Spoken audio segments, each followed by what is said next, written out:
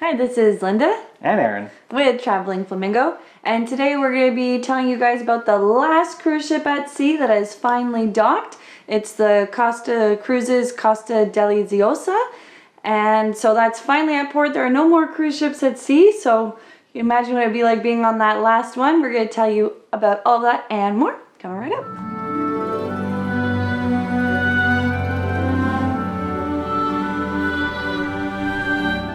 So this ship was on a world cruise. It departed from Venice, Italy on January 5th.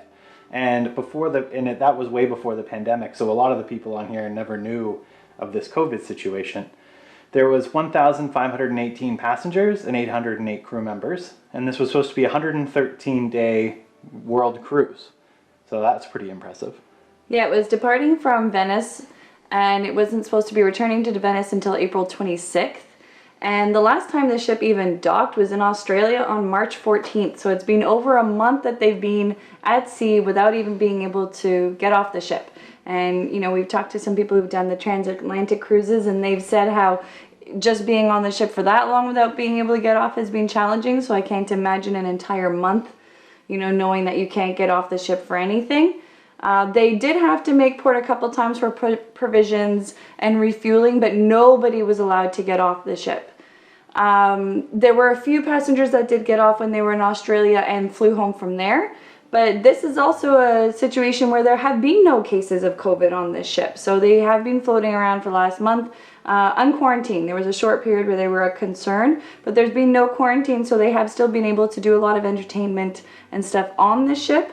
But yeah, a whole month not being able to dock. It would be pretty interesting sort of getting off. I wonder what they had in place in terms of getting off of the ship, because as we know, it can get so crowded when you're actually trying to disembark. There's lines everywhere. So I guess maybe they gave everyone a time slot or what have you, but that'd be interesting. Yeah, even more structured. So on April 22nd, they actually docked in Italy, in Genoa, and the local health authorities had to come on board and check everybody out. I'm pretty sure only people with flights could disembark the ship.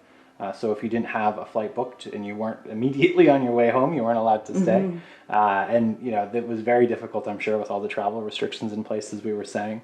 Yeah, there was an American on board who had shared that she doesn't know what happens now. Like, they're in Italy. Is she staying on the ship? Is she going to a hotel? Is there a flight for her? You know, I know that the cruise line was organizing the flights. Yeah, that would and the stress that would come along with that as well, just not knowing all of that uncertainty.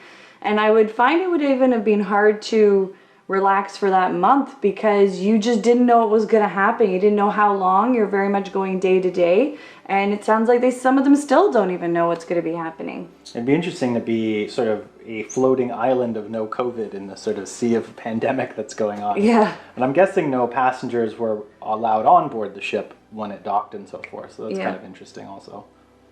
So there were two other world cruises that were out at the same time. There was the MSC Magnifica and the Princess Cruises Pacific Princess that both docked similar earlier in that day or the day before. And they weren't the only ship at sea who had that problem or were challenged with that. And I mean, I can't imagine, you know, you're supposed to be on this wonderful 100+ day cruise that you're going around the world, and you know. Yeah, I'm sure a lot of people, you know, it's sort of their life dream to kind of do that. Yes. You probably saved up for a long time to go on this cruise. Who would have known in the middle of it you'd wind up with a pandemic? But at least they were safe on board. There was no COVID, which is good. Yeah. So thinking about that, you know, being on the ship, knowing that maybe where you're going back home to, depending how bad the pandemic is in your city, like, do you want to just stay on the ship? Yeah. Keep me on the ship, keep me floating, because I know I'm safe here, rather than, you know, going home. And who knows, like, there are families who maybe where you're going home to, you have a family member at home with it. Like, who knows? So see, this is exactly why I believe you should always try to, if you can, get a balcony cabin, so you're not stuck in an inside cabin during a pandemic. Yes. Now, this cruise ship was lucky that they weren't having to be stuck like that. And when you hear about the cruise ships, and I do hope some people who were in that experience start to share more about what it was like, because how fascinating at the same time, but challenging it would be to be, as you said, imagine being in an interior room. You're not even able to get fresh air for weeks on end. I mean, we're in a house and sometimes, Aaron wants me downstairs instead of upstairs. We need a little separation. So on the ship, I imagine that would be really challenging. And me, I'm thinking about the food. How were they getting food? Like, what food were you getting? Because on the Costa one, that everything was still open. So your restaurants were still open. You were sort of functioning like a sea day. But on the quarantine ships, I mean, I need some pictures of the food they were getting. If anybody has those or was on the ship, share below because I'd really like to know about that. Yeah, and it's going to be interesting when they reopen, like what cruise lines are going to look like when they reopen in terms of, how do you properly social distance? Do you social distance?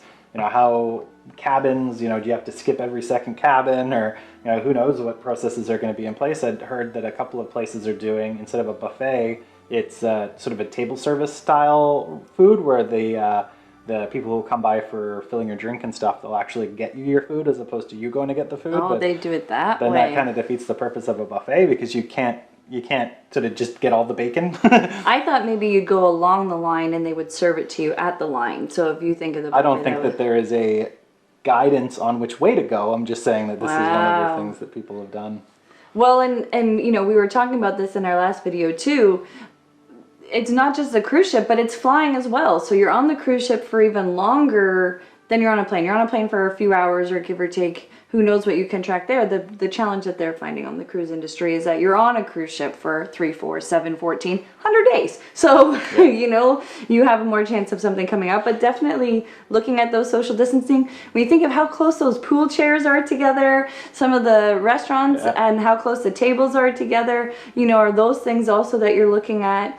Yeah, do you just have less people on the ship so you don't have as many people in the restaurants? Where does that... And you have to pay more per family because you've got less people on the ship, so you have to make profit. Yeah, that cost analysis is going to be interesting to look at where that all sort of plays down to. Yeah, and then there's the flip side of the argument, which is, this is going to happen again.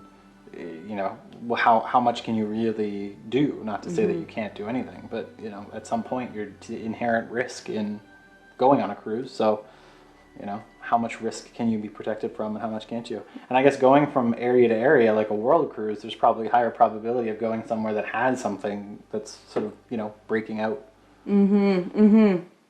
So, first time in a very long time, there are no cruise ships at sea. I think that's saying a lot also where we are in the world, and I know people are wanting to open things up. As much as there's people wanting to open up, the cruise line industry is officially shut down. So, I mean, there's a lot of people that are feeling that and the grief and hardships that are coming from that.